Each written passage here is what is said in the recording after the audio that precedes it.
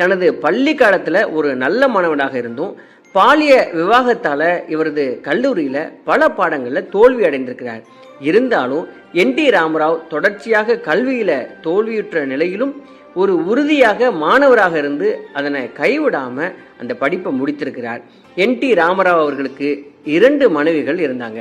43 வருட திருமண வாழ்க்கைக்கு பிறகு 1985 இவரது முதல் மனைவி பசவத்தராகம் புற்றுநோயால இறந்திருக்கிறார். என்.டி. ராமராவ் அவர்களுக்கும் அவரது முதல் மனைவிக்கும் 7 மகன்கள் மற்றும் 4 மகள்கள் பிறந்திருக்கிறாங்க.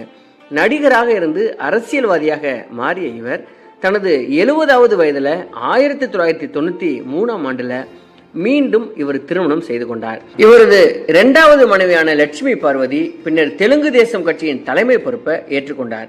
இவரை தொடர்ந்து இவரது பிள்ளைகள் மற்றும் பேர குழந்தைகள் பலரும் ஆந்திர அரசியலையும் தெலுங்கு திரைப்பட